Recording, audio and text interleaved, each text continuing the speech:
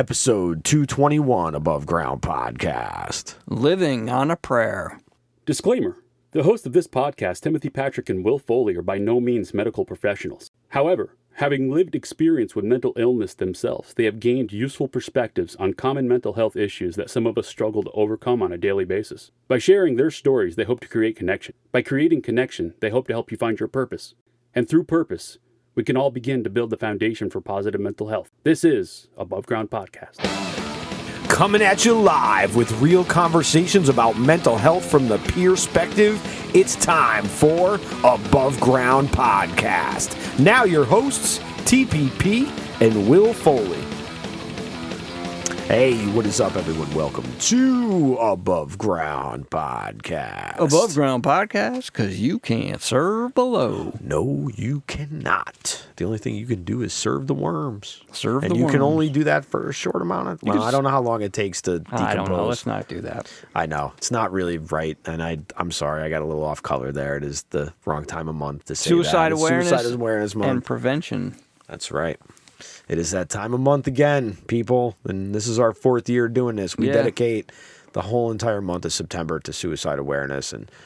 And going through our show ideas, Timmy had something in our notes that I found to be very interesting at this point. And I think it's kind of an apt thing to bring up, is that what happens if in life you get to the point of, it's not that you necessarily want to die, but you don't want to go on living either.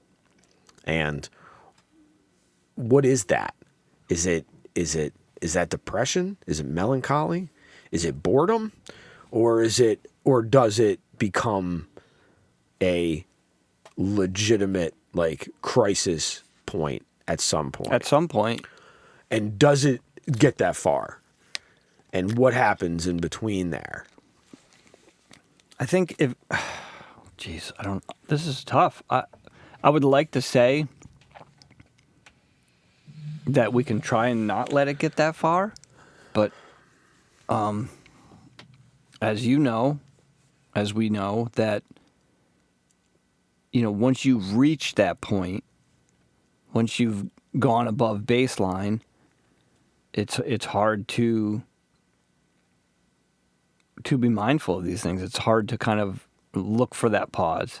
It's hard to think logically. It's hard to say to yourself, hey, I need help, but what do I do? Do I ask somebody? Or even maybe you're arguing yourself I'm okay. I'm fine. Even though you know deep down you're not. Because we don't have these conversations, and people sometimes don't know how to start them. But it could be as easy as just saying, hey, if you have a friend or family member, reach out and say, hey, I'm not doing okay today.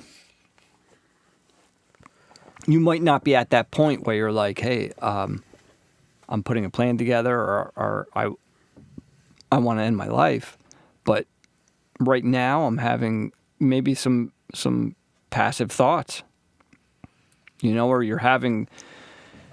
Sometimes I think we kind of, instead of staying in the moment, we think of the future, and we're like, the pain that I'm in right now, I'm hurting so bad, and it's not going to stop. My life's never going to get better, right? It's that kind of black and white thinking. It's never going to get better. This is it. This is my life. So it's almost like we back ourselves into a corner, and we think that there's really no other choice sometimes. And I don't know. A couple weeks ago, we covered the wise mind versus the emotional mind, the reasonable mind, or whatever we called it. Yep. And I'm wondering if, because I know we kind of connected those to self or whatever, right? Mm-hmm. But I wonder if beyond the emotional mind, there's another mind that flips, because to be honest with you, I think there's another layer underneath. I think it goes beyond the emotional mind when you're in that type of environment inside your head. I wonder what it would be. I wonder if there is something I don't know the correct term. Like a but terminology like a for it? category. Well, like a category. If you're in, your nervous system is fight, or freeze. Yeah. Then, you know what I mean? That's the state you're in. You're in a hypersensitive kind of, and I don't know if that's an extension. Right. Could it be a possible extension of the emotional mind, or is it beyond the emotional mind? Right. Because to be honest with you, when I was at my point and saying, okay, I know what I'm going to do, or at least I know what I'm going to start planning to do. I'm like, okay, I kind of have the idea, but it kind of shook me because I'm like, okay, well, hold on a second. Like, I'm actually getting to this point of like saying, okay, like I gotta like, and that kind of I think is talking about it, but also even in yourself, like going through those and saying, like talking about it, you can kind of go, wait a minute. Well, procrastination was a strong suit in that point because I'm a major procrastinator. I still have a hard time with that. Like, it's hard because part of that procrastination is depression because I've always been like that. But there's a thing that I just had this insight as you were talking, and I've realized this because you mentioned passive thoughts. Mm-hmm. I've recognized now that I've had passive thoughts my whole entire, like, I remember going out on a whale watch on a boat ride with my dad and remembering thinking about jumping over the side and what would happen. Like, would I survive or would I die? Because I don't know if there was something that because death has never been something that I've been afraid of because I nearly drowned when I was 4. Like, I have not forgotten that. But to be honest with you, dude, I don't really like, I've lived pretty well. So all this I consider gravy now because the truth is that I could have been dead a long time ago. And I mean, with your experience from what I know, I would consider that more of active than passive as far as your. You think so? Even at that point? I mean, you were putting a plan together. Oh, yeah, that is active. But I'm saying when I was a kid. Oh, no. Okay, sorry. I'm saying when I was a kid, I used to have passive thoughts. Even as a teenager, like running your car into the tree. Like, because I heard people talk about that over the years as we've discussed these things. And I never put the 2 and 2 together with myself. But I've always thought about things like that. I've always thought about jumping out a window and wondering, oh, fuck, what would that be like? Yeah, see, I've never thought that, no. Oh. See, I've thought about that shit a lot over the years. But I never put that, because it wasn't that I was trying to, like, I never thought about it. I never thought about it as a passive suicidal ideation because I had no intent. And I think that that's when it becomes different, is that when you have the intent, it's more than ideation at that point. So, yeah. But that's got to be beyond, there's got to be another realm, because the emotional mind, even my emotional mind at that point, I don't know what you were like when you pulled over onto the side of the road, but my emotional mind at the point that I was at was questioning, okay, I'm saying that my own kid is going to be better off without me at 1.5 years because she won't have to know who I am, right? So is that but my emotional mind was also saying, how bad is that I'm thinking that? Because I still had a little bit of that. Judging your own. I was judging my own thoughts. I don't mean to laugh, but it's just it's true. Like, you do this, and we don't even think about when we do it until the insight comes. But because again, unless you're willing to be open about how you are really feeling, a lot of people can't handle that, because if they've lost somebody, they don't want to necessarily always know. But I'm going to tell you this.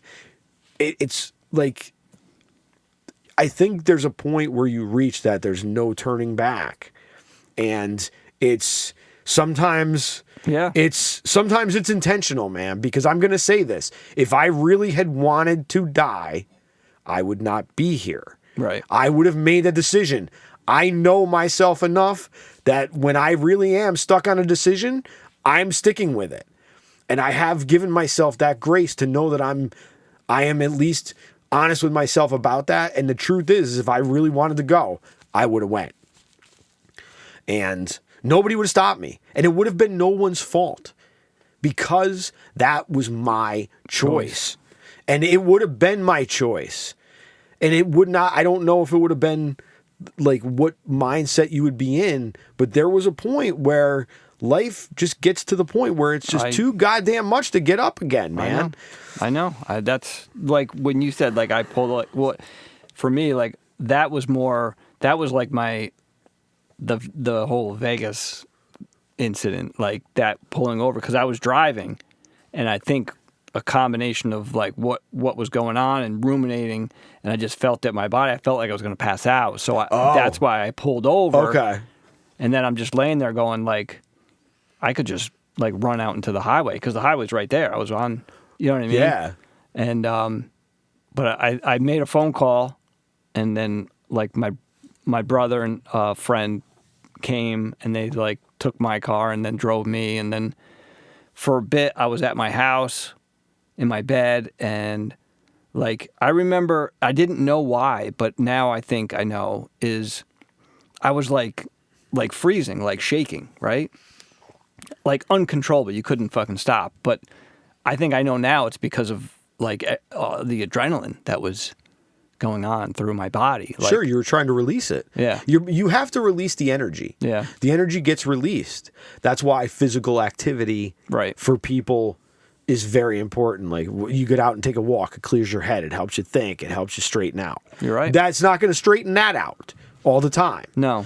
Because there's a certain point where these things do not work anymore. I think in those situations, like I was fortunate enough to actually have a couple people there, you know, and at that time though, I didn't realize, like I called just because I was more focused, like I'm going to pass out, I can't drive home. So, you know what I mean? So, okay, so you were more on the physical part of it. Yeah. You weren't even thinking about the emotional part of it. I was, but it wasn't really a thing until the next morning, because it was a night that I did not have my son.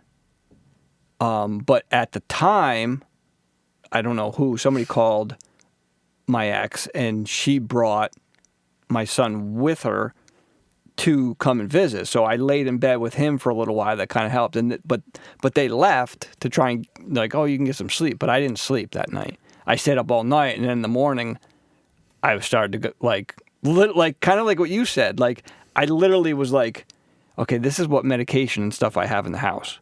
Can I overdose on it? Like, let me look it up. I'll Google this shit. And then I started to go, wait a minute, dude. Like, what are you doing? Well, but again, that's great that you did, because that's like, and that's the point that is hard, because unfortunately there is a point of no return. Yeah. Like there truthfully is. Because I find like it hard to believe that there isn't. Like you said, in that moment, I thought people were going to be better off without me. Right. Like that's why people are like, you know, suicide is selfish. Like, dude, if somebody's in that fucking state of mind and you tell them that they're being selfish, like it drives me insane. I know, but it drives me insane. To that person, because no, and I have understood. I finally come to understand that a little bit, because I used to infuriate me too, because as the person who wants to end their life, it's like, fuck you, dude. Right. I'm not being selfish because I'm trying to put me out of everybody's misery. Right. You're trying, in your head, right. You're like, I'm doing something beneficial and positive because these people don't want me. Now, do you think sometimes it's because people, and I hate to say this, but obviously some people could look at people like us as very self-absorbed in our own bullshit. Like, maybe I don't look at it in any way except for. And I just thought about this because people just don't understand. People are they don't. They don't understand what wanting to hurt yourself really is like. It's like, well, I don't. But like, I'm not going to, tattoo the top of my head or anything like that. That's just me. But I'm not going to like put you down or look down on you for doing it. I may get curious and go, hey, why would somebody want to do that? It seems like a lot of pain or whatever it is. Like, but I've come to the realization probably in the past like month or two, maybe even just month, that that's good. that like instead of going that easy, going to grab the judgment, because it's easy, it's right there. Like, I'm going to just do that because for me, that was like a pattern. Like, I'm going to judge myself. You know what? I'm going to stop that hand and take my left hand, and I'm going to reach for curiosity. That's a good because change. now I can say, hey, you know what? Well, like, I'm just curious, dude. I'm not mad. I'm not anything. I'm just curious why you would do it. I don't understand it, but that doesn't mean that it's, you know what I mean? Right. It's neutral. Right. Neutral's a good neutral. word. It's neutral. So, to be curious, I think, can also help create that pause that we talk about. If I can stop for a second, if I can stop and say, let me get curious here and go, why? Like, maybe, like, why is this person, why does Will think I'm this way? Instead of going, well, screw you, Will, you think I'm this way. Go, oh, wait a minute, but why? Like, did I do something? Maybe it was an accident. Maybe I said something without intention of hurting, but I didn't realize that it bothered you or something along those lines. And that could open up the conversation. That could open up some communication, widen that road and go, all right. I don't know. That's just the way I look at it. I don't know if communication sometimes is available at that point. Because reaching out for help, as we know, is hard enough.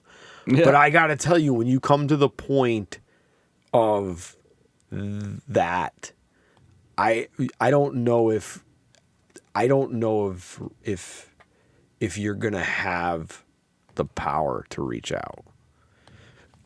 Maybe those questions do stop that because that's what you hope. Right. Like all of a sudden you're like, all of a sudden you just get you're like, whoa, what the fuck am I doing? But like you have said before, it's like just asking somebody, hey, are you going to hurt yourself? That alone can stop the process. And hey, you know what? If you have another 10 minutes with somebody to try and talk, that's an extra 10 minutes. That 10 minutes could turn into 20 minutes. But you have to be with that person. You're right. And that's the difference, because this is what we're finding out. Isolation is what kills everybody. Oh, yeah. Because it's the connection that we need. So the isolation is really... Isolation can foster desperation. Yes. I like that. It's true. Yeah. It's true because, and when you're desperate, you do desperate things. And I do think it goes past the emotional mind, because there is a point where maybe it is called psychosis. Maybe that's what that is. Like, maybe that's a proper... Maybe that's touching that, like... Maybe it is touching that realm. It's touching that realm of psychotic break in a way, because truthfully, if to me, like, again, I've said this, I should have gone inpatient after. I thought I was much better staying at home. The truth is I wasn't. But you didn't know. But I didn't know at the time. To be honest with you, if it wasn't for my therapist, I would not have gone. Because I remember it clear as day. My memory sucks, okay? And I remember sitting down and saying to her, like, I'm not okay. This is not good. I will do anything right now. Because if I can't do anything to, like, better it, I'm out. Like, peace out. See you later. Because I can't do that. This is not sustainable for me, basically. Right. And she said... And she did. She said, anything? Like a question? And I said, yeah, anything. And then she grabbed the phone and a book. She's like, okay, you're going to Four Winds. And I just, whoa. I was like, wait a minute. That's like group stuff? I have to talk in front of people? She said, yep, you said anything. So she kind of, you know what I mean? Thankfully that she kind of was that heavy hand. Because otherwise, I don't know. I'm not saying that I wouldn't be here, but I mean... It would have prolonged it longer. I don't know if I would have been just continued to be miserable. I don't know. I have no idea but it was life-changing, learning that stuff. And just knowing that stuff is out there. I guess I kind of want to go back to what you were saying, because like you were saying, like, it's an option. You said that before. Like, it's not an option, man. It's not an option until it becomes an option. But at the same time, there is other options out there. There Absolutely is things that can help. There is people that can help. And at the time, I didn't know that. I'm like, wow, you can, like, learn skills? Like, that was, I don't know. It sounds silly, but I had no idea. That was, like, out of anything that I've ever heard of. Like, I can learn things to, like cope with things. Like, it was just, maybe it's the black and white thinking. I assumed my life sucks These were the cards I was given. That is black Deal and white with it. thinking. That's black and white thinking. But we're all guilty of it. Oh yeah, no, I know. And that's the thing. It's like, Yep. but Yeah, that's how it went down for me. I mean, that's black and white, you know. And I think having that black and white thinking also breeds more of that, but it also breeds more of it like opens the door for the depression and other shit to come in. well, it does because the black and white thinking means that like there's no other alternatives. Right. And that, I think, is the ultimate black and white thinking. It's never going to get better. It's only going to be bad, and this is it. I got to check out. And I was at that point. Right. I was at that point. Like, I was staring at myself in the mirror, looking at a mountain that I thought I would never get out of. I was, and the truth is, dude, I was looking at, like, if they had been able to do what they could have tried to do, and they could have gotten, like, and I had done something really stupid, dude, I'd be in fucking prison right now for nothing. Like, Yeah. yes, okay. They said I wasn't supposed to drive, and I drove. But that's what kept me alive. Right. Going to the Going to I've said library. this, going to the library saved my life. And that was the thing. I was searching for a lifeline the whole time. I was struggling. But every lifeline wasn't answering what I needed. And I kept getting fed evidence that I was better off I know, checking out. that's what Like I you was said this. I know, because That's we've what I was talked just gonna about say. this. And that's a tough spot. So I don't have any answers for that. I don't know if there is any answers for that. There isn't any answers I for that. think for me, it's trying to be proactive. It's trying to catch these things before you get to that point, right? It's checking the brakes before you get in the car. You know what I mean? Because you drive close to that cliff and those brakes don't work. Now you don't have a choice. Now you're going. We've talked about this, though. There was a point in my life where I screamed in a microphone that I'd kill myself tonight, right? In my 20s, right? As I said, I would never do that. Mother's had 2 attempts. Like, that's not me. And, like, so I had a completely different view of this. So some of that changed, though.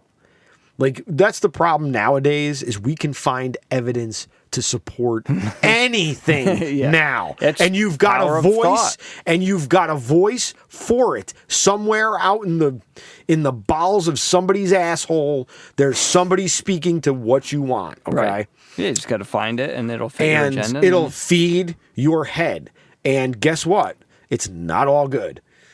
If you haven't figured that out. No, it'll feed the gremlins. And it will feed the gremlins, and it will feed depression. Mm-hmm. And it will. It does feed the depression. And if you are geared toward that, it's hard to recognize, especially if it's something that you are familiar with. Right. Because depression isn't something that just all of a sudden, clinical depression doesn't just come on. Depression comes on. Okay, depression comes on. You may go through a traumatic event, a loss, grief. Grief may lead to depression. But depression, when it needs to be diagnosed as a clinical thing, is a deeper thing, which is why it's very convoluted as far as symptom clusters and how long it goes on. Yeah, it's more compulsive. It's more compulsive. It's more time-oriented and how long you've been in those. Now, if you've been in it for a number of years and hadn't recognized it, then you're already working with bad patterns. So those bad patterns are ingrained so bad that, which is crazy that I made the flip so much to the opposite end of never wanting to do it to putting a plan together to do it. Like that's a big in between. Right. Like those are poles. Like everything is poles. The poles. That's polar opposites, right. really. You know, that's what I'm saying. Yeah. That's what I mean by poles. So No, it's I like, know. how do you, so what does it? Like, again, it wasn't just the events. It was the way I viewed myself. Okay. I've lived with this nagging unworthiness for years that culminated in this fact that the evidence was there because I could prove it to myself. Look, you know, I can't keep a career that I fucking gave up everything to go do. And the more you tell yourself that. Right. And the more you tell yourself, it's the brain's stories going, you tell. okay. Right. And you're right. And it will feed you whatever you want it to feed you. And so, in that case, so that's why I'm saying. So on the other end of the coin, there are options. There are some other choices, because if you feed the brain something different, you know, if it works, if you feed the brain negative thoughts and you start thinking negatively, okay, that's how it works. But if that's how it works, then it also works on the reverse. If you start feeding it positive things, you're going to start having positive outcomes. Yeah, is it that easy? No. But now we know a plan, and now we can work towards that plan. And I've said this before, it's our thoughts, perspectives. If you have a solid foundation of self-love, there's nothing in this world that you can't do. There's nothing that you can't overcome. I believe that wholeheartedly. If you are a solid, like, unconditional self-love, which I probably shouldn't even speak on because it's kind of not my thing, but if you have that, like, forget it, because you're going to talk to yourself in a way like you would talk to somebody you love and care for. If you look at the state of the world right now, most people don't have any self-love. They think they do. Oh, yeah. They think they do through power and aggression, but they don't. Well, not even through power and aggression, but they think they do if they, the more clothing they take off and the more likes they get, well, now I have power. Well, that's all power. It's all like that's what we've succumbed to it, man. And it's. Well, when you're in survival mode, when you're at these low. When you're in depression, you're susceptible to a lot of things, man. When you are in depression has you by the grip, and it robs you of everything you need to get out of it. It robs all the light out of everything. It makes everything black, or at least fairly black. Shades of black. It goes from shades of gray to shades of black. You have to fight. Healing is an active thing. You have to fight. You have to reach out. You have to do something, one thing. Ask for help for a stranger if you have to. Drive yourself somewhere where this stuff is discussed and tell them, I'm not okay. I need something. Call 988. Yeah, 988.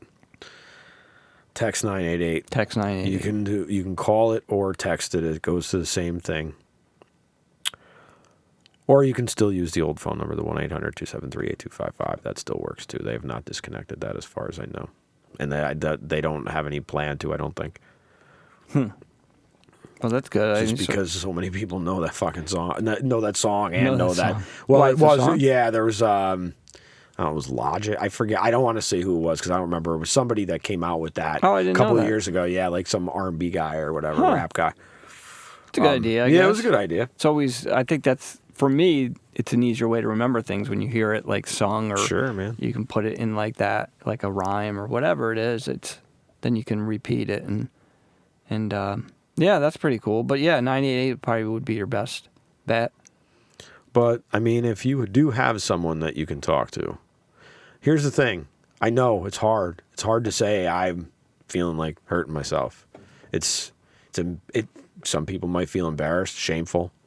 They might be like, oh shit, man.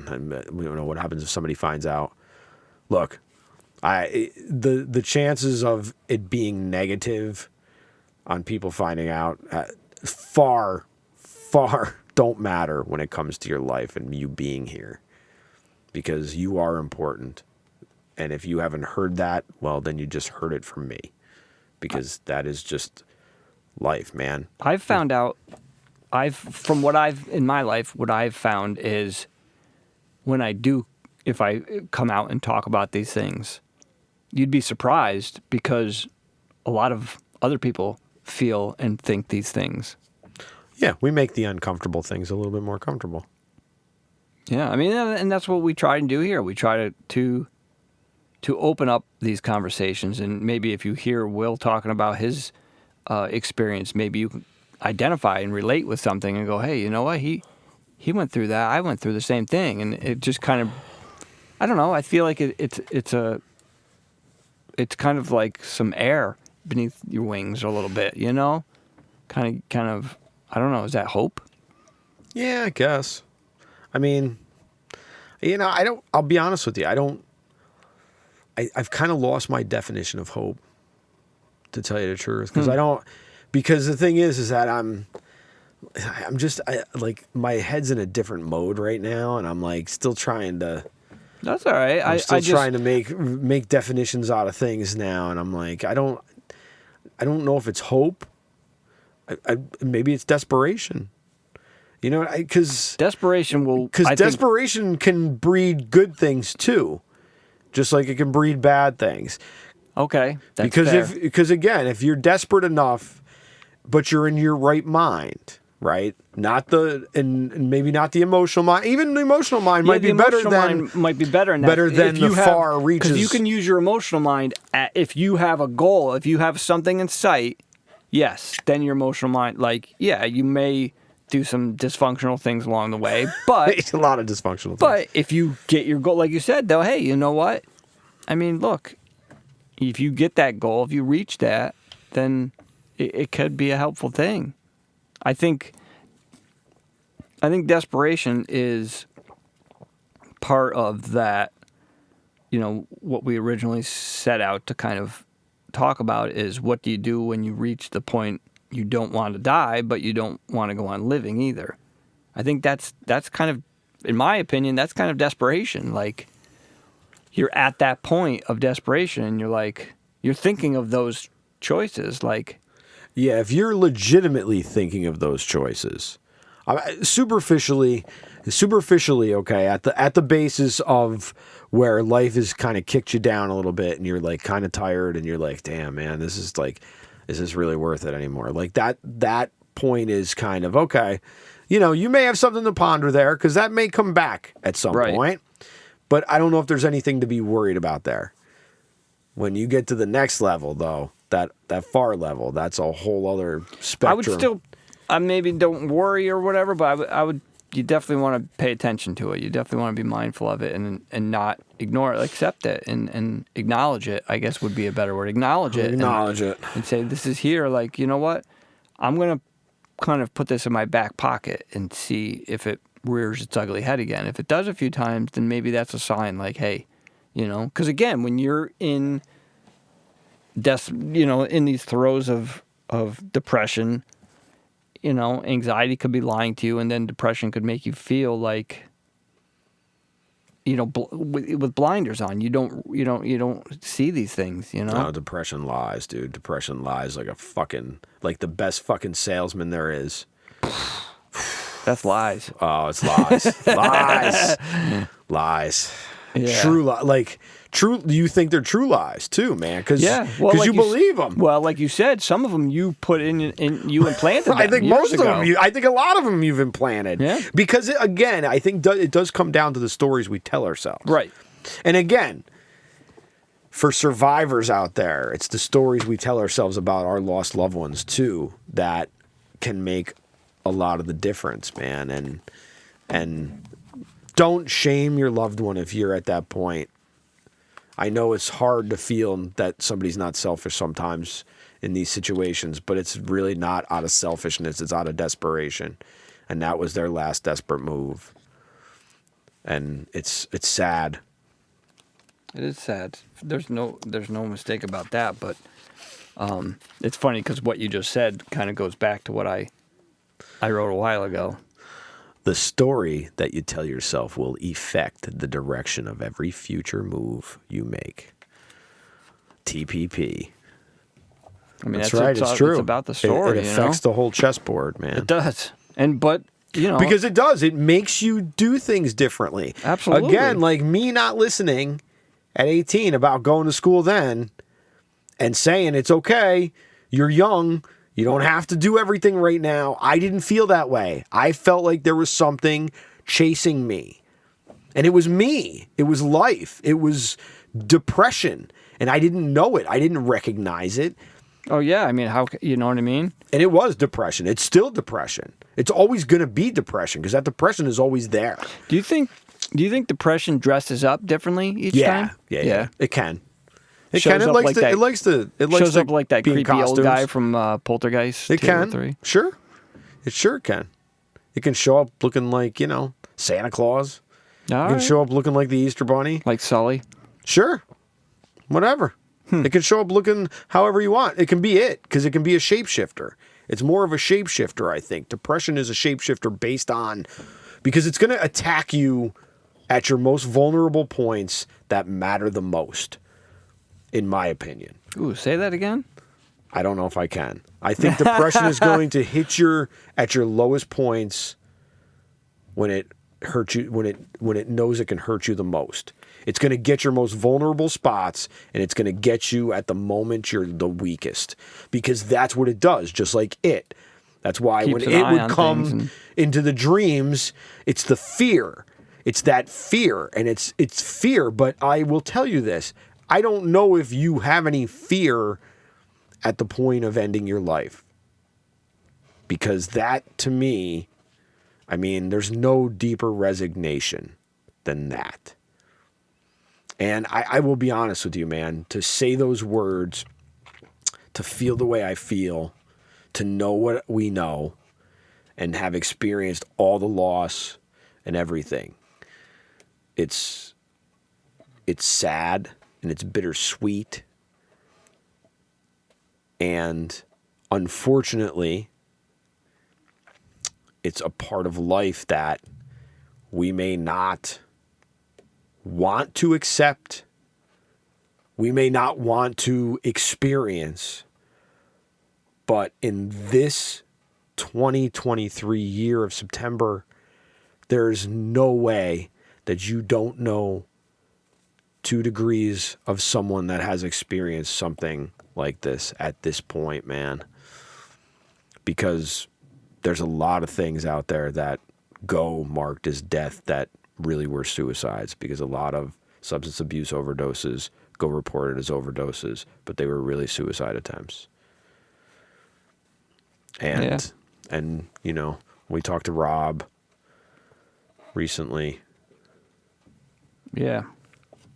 We talk about the 22 a day soldiers that we lose, and not to mention everyone else in the world. I don't keep up on statistics, but I remember reading at one point, this is like, throughout the world, worldly data is like every 12 seconds or something like that. I think it's 11. 11 I think seconds. it's 11 seconds. Every 11 seconds someone dies by suicide. That's the statistic broken down. And that hasn't changed. That hadn't changed the last time they updated the statistics. And I haven't looked at the new AFSP statistics for this year. So I don't know if, I think they would still be last year. I don't know if they come out yet or not. I don't know. I do want to just real quick put this episode out to our brother, Patrick Brereton. Yeah. And I'd like to also say, I'd like to remember Adam, Joey, and my chorus friend from high school.